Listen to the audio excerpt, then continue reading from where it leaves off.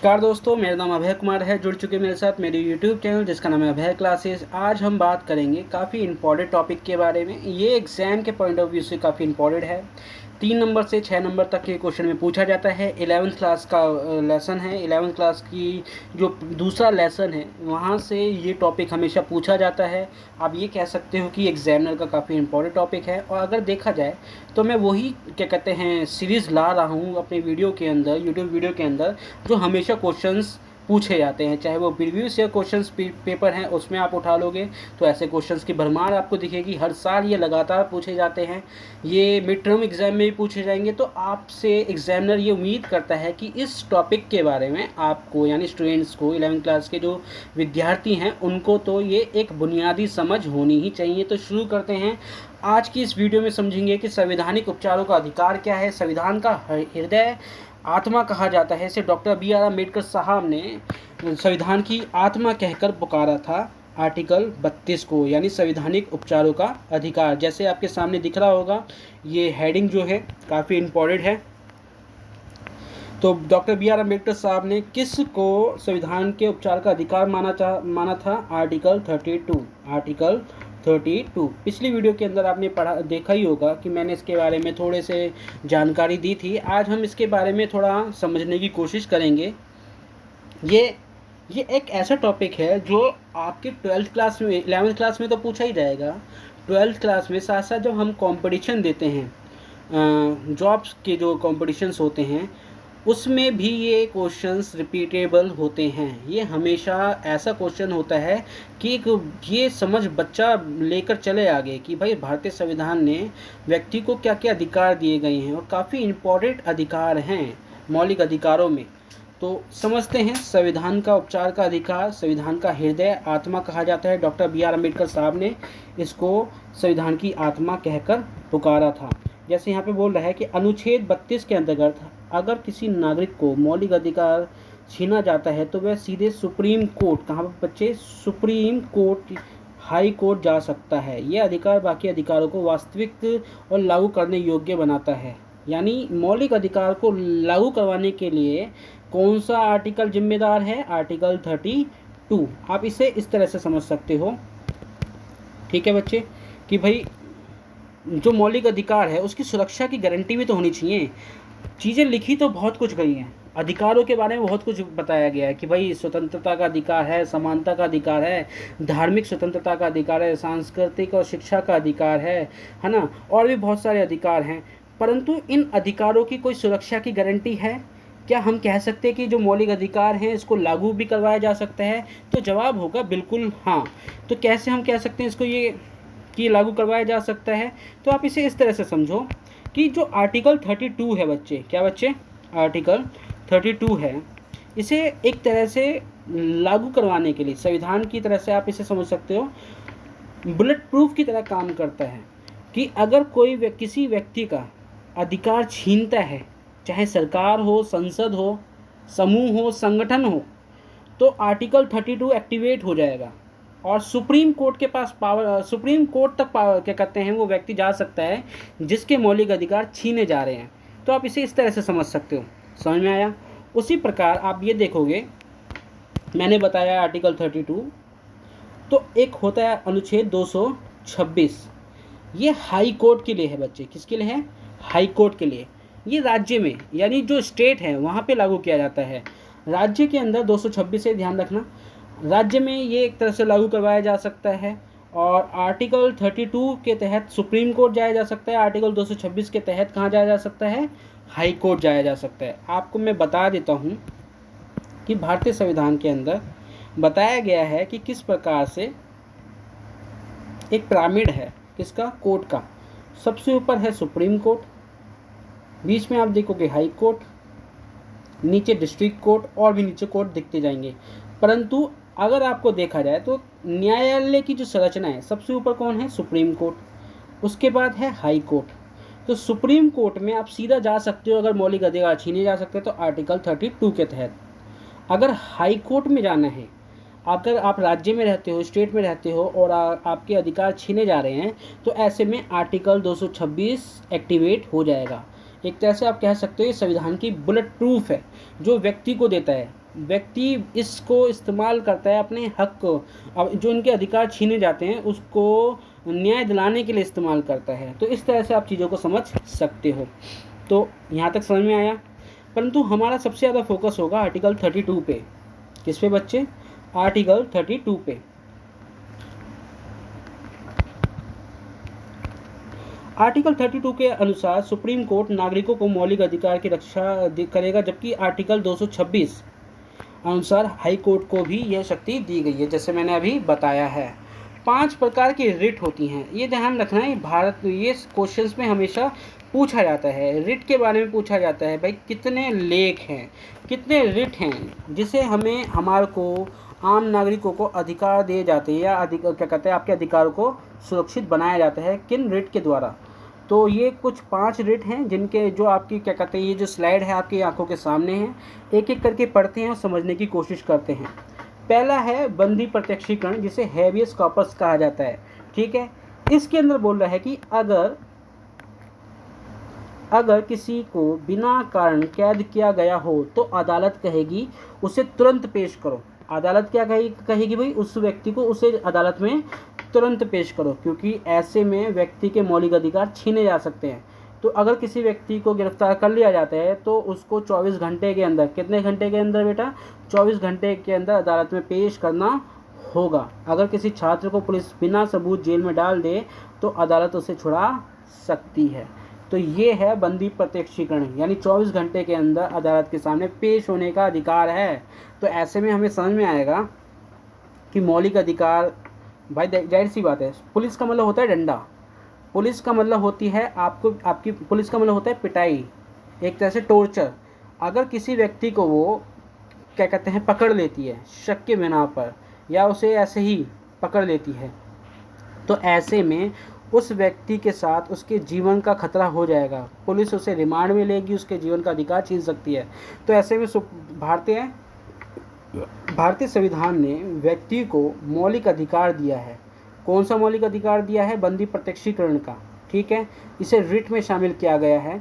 तो ऐसे में व्यक्ति का मौलिक अधिकार छीने नहीं, अगर पुलिस में कोई व्यक्ति पकड़ा जाता है तो उसके मौलिक अधिकार छीनने के ज़्यादा संभावना रहती है। तो ऐसे में क्या कहते हैं, भारतीय संविधान के अंदर आर्टिकल 32 हमें ये एक तरह से ताकत देता है कि हमें 24 घंटे के अंदर कहाँ पेश होने की बात की जाती है?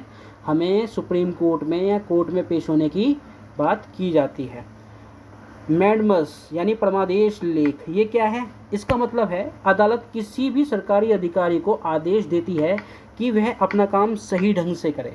यानी कोई अधिकारी है और वो अपने अधिकारों का या जो उसका काम है वो अपना काम ढंग से नहीं कर रहा है, तो सुप्रीम कोर्ट उसे आदेश देगी वो ढंग से काम करे। उदाहरण के लिए यदि नगर निगम गली की सफाई नहीं करता है तो कोर्ट आदेश दे सकता है कि भैया नालियाँ सही साफ़ होनी चाहिए, सड़कें साफ़ होनी चाहिए, ताकि जो व्यक्ति का जो जीवन का अधिकार है, जो स्वच्छ वातावरण में जीने का अधिकार है, वो मिल सके, साथ साथ उसका जीवन प्रभावित ना हो।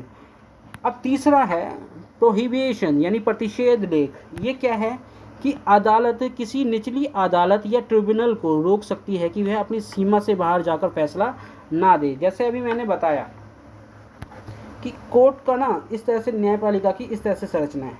कैसे संरचना है? इस तरह से संरचना है। ऊपर सुप्रीम कोर्ट है, यहाँ पे हाई कोर्ट है, नीचे डिस्ट्रिक्ट कोर्ट है। अब आप समझो, सुप्रीम कोर्ट का काम हाई कोर्ट करे और हाई कोर्ट का काम डिस्ट्रिक्ट कोर्ट करे, तो ऐसे में ये एक दूसरे के कार्य क्षेत्र में हस्तक्षेप हो गया, नहीं हो गया? बिल्कुल हो गया। भाई जिसका काम उसी को साजे दूसरा करे तो जूताबाज है, ये तो आपने कहावत सुनी होगी। तो यहाँ पे यही बात है कि भाई सुप्रीम कोर्ट कह रही है भैया जिसका जो अधिकार क्षेत्र है, जिसका जो काम है, निचली जो अदालतों का जितना अधिकार दिया गया है वो अपने उतने ही अधिकारों का इस्तेमाल करे। हाई कोर्ट सुप्रीम कोर्ट के फैसलों पे या सुप्रीम कोर्ट के क्या कहते हैं कार्य क्षेत्र पे, अधिकार क्षेत्र पे या शक्तियों में हस्तक्षेप नहीं करेगी, और ना ही डिस्ट्रिक्ट कोर्ट हाई कोर्ट के। तो ऐसे में यही समझ में आ रहा है कि यहाँ पे कि कोई भी अदालत, चाहे निचली अदालत जो है अपने से ऊपरी अदालतों के कार्य क्षेत्र में हस्तक्षेप नहीं करेगी या ऐसे फैसले नहीं सुनाएगी जो उसके कार्य क्षेत्र में ना आते हों।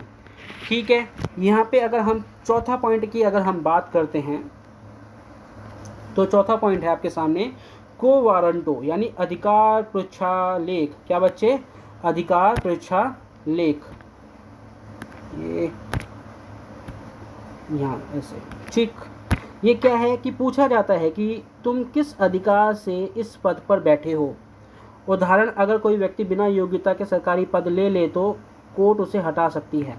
अब मैं बोलूँ कि कोई एक ऐसा व्यक्ति है, ठीक है, ऐसा डॉक्टर बन गया है जो मेडिसिन में है, मेडिसिन डिपार्टमेंट में है, परंतु उसकी योग्यता डॉक्टर जैसी नहीं है। उसने पढ़ाई करी है कॉमर्स से। किससे बच्चे? कॉमर्स से। तो ऐसे में क्या वो डॉक्टर की उपाधि ले पाएगा जो मेडिकल फील्ड में होते हैं? नहीं। तो कॉमर्स का व्यक्ति अगर डॉक्टर के क्षेत्र में जा रहा है, वो भी क्या कहते हैं गड़बड़ करके या कुछ क्या कहते हैं फर्जी सर्टिफिकेट बनवा के अगर वो डॉक्टर लाइन में चले जाता है, तो ऐसे में उसको उसके पद से हटाया जा सकता है, क्योंकि वो काम कर रहा है जिसकी उसके पास योग्यता नहीं है। तो यहाँ तक बात समझ में आ गई है। तो ऐसे में जो है सुप्रीम कोर्ट उस व्यक्ति को अयोग्य ठहरा सकती है। सर्टियोरारी यानी उत्प्रेषण लेख। उत्प्रेषण लेख ये बोल रहे हैं कि सुप्रीम कोर्ट या हाई कोर्ट निचली अदालत का आदेश रद्द कर सकती है। जैसे मैंने अभी फिर से बताया, देखो फिर से मैं बताने की कोशिश कर रहा हूँ कि ऊपर सुप्रीम कोर्ट है, फिर से यहाँ पे आ जाऊँ, नीचे हाई कोर्ट है और सबसे नीचे डिस्ट्रिक्ट कोर्ट और भी नीचे हैं, और भी नीचे चलती जाती हैं, परंतु डिस्ट्रिक्ट कोर्ट से देखते हैं निचले में। ये क्या बोल रहा है कि सुप्रीम कोर्ट या हाई कोर्ट निचली अदालत का आदेश रद्द कर सकती है। सुप्रीम कोर्ट हाई कोर्ट के आदेश को जो होंगे फैसले को उसको रद्द कर सकती है, और हाई कोर्ट डिस्ट्रिक्ट कोर्ट के फैसले को रद्द कर सकती है। सुप्रीम कोर्ट हाई कोर्ट और डिस्ट्रिक्ट कोर्ट दोनों के फैसलों को रद्द कर सकती है। तो यानी जिसकी पोस्ट जितनी बड़ी होगी वो अपने से निचले जो भी अधिकार क्षेत्र में अदालत होगी या न्यायालय होगा उसके फैसले को रद्द कर सकता है। तो यहाँ पे यही बात आपको समझनी है। तो कुल मिला के आपको ये बातें समझ में आ गई होंगी। तो संवैधानिक उपचार का महत्व क्या है, ये आखिर क्यों ज़रूरी है, ये काफ़ी इम्पॉर्टेंट टॉपिक है, ये काफ़ी इम्पॉर्टेंट पॉइंट है अपने आप में कि आखिर क्यों ये इतना इम्पॉर्टेंट है। जाहिर सी बात है, अगर ये अधिकार ना हो तो सिर्फ़ और सिर्फ आपको लगेगा कि किताबों में ही बताया गया है कि भाई अधिकार हैं। किस में बताया गया है? किताबों में ही बताया गया है, पन्नों में लिखा है कि भाई अधिकार हैं, परंतु इन अधिकारों का तब महत्व बढ़ जाता है जब इसकी सुरक्षा की गारंटी हो। तो संवैधानिक उपचारों का महत्व तब ज़्यादा हो जाता है जब इसकी सुरक्षा की गारंटी हो जाती है। एक तरह से ये सुरक्षा कवच की तरह काम करता है। किसकी तरह काम करता है बच्चे? सुरक्षा कवच की तरह काम करता है। ये मैं काफ़ी देर से बता रहा हूँ। यह अधिकार सुरक्षा कवच है जो हमें संविधान द्वारा दिए गए सभी अधिकारों का असली लाभ दिलाता है। मान के चलो संविधान में सिर्फ लिस्ट बना दी गई है अधिकारों की, परंतु उसकी सुरक्षा की बात या सुरक्षा की गारंटी किसी ने नहीं ली है, तो भैया ये तो सब बेकार की चीज़ें हो जाएंगी। कोई भी आपके अधिकार का हस्तक्षेप कर सकता है, क्योंकि उसे पता है सामने वाले को कि भाई अधिकारों की कोई सुरक्षा की गारंटी नहीं है, और जो ताकतवर होगा वही अपने अधिकार को जी पाएगा। परंतु संविधान निर्माताओं ने बहुत दूर की सोची थी, और आर्टिकल 32 को इसलिए ही रखा था कि भाई कोई भी व्यक्ति अपने अधिकारों से वंचित ना हो, और कोई भी उनके अधिकारों को वंचित नहीं रखेगा। तो इसलिए उसे ज़मीन पे वाकई में लागू करने का काम आर्टिकल 32 करता है, क्योंकि ये एक सुरक्षा कवच की तरह काम करता है। यह अधिकार सबसे महत्वपूर्ण क्यों है? क्योंकि ये बाकी सभी अधिकारों को जीवन देता है। क्या देता है बच्चे? उनको लाइफ प्रदान करता है। किसको प्रदान करता है? ये जीवन प्रदान करता है। कैसे लाइफ प्रदान करता है, मैं समझाता हूँ।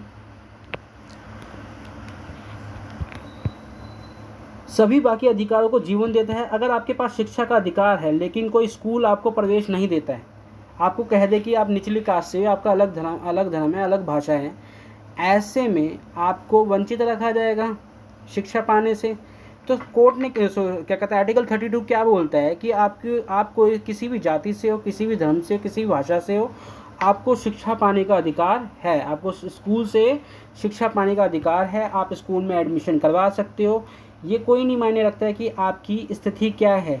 तो ये आपका एक अधिकार क्षेत्र है, इसलिए ये आपका अधिकार बन जाता है, क्योंकि ये आपको संवैधानिक उपचारों का अधिकार आर्टिकल 32 के तहत दिया जाता है।